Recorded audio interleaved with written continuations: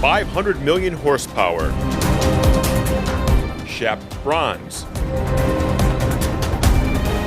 NHRA victory. All right now on FCA Replay. Dodge, America's performance brand, leveraged its unrivaled performance, unmatched horsepower, and industry-exclusive Dodge Power Dollars program to blow past its goal of growing to 500 million horsepower by the end of the year.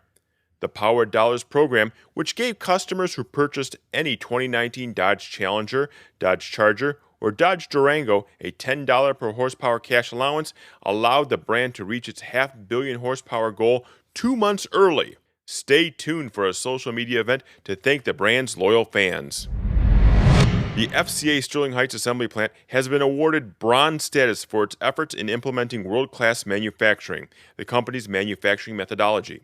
The suburban Detroit truck plant, which launched production of the all-new Ram 1500 in 2018, demonstrated know-how and competence through employee-conducted presentations and a review of projects implemented across the shop floor.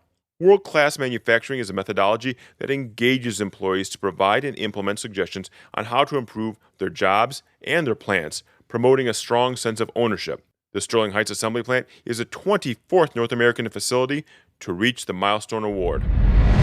Two-time NHRA Funny Car World Champion Matt Hagan rekindled his chances for the 2019 Funny Car Points Championship following his win in the 34th annual AAA Texas NHRA Fall Nationals. Hagan drove the Western Technical College Mopar capped Dodge Charger SRT Hellcat wide-body funny car to the 32nd win of his career and his third career triumph at Texas Motorplex.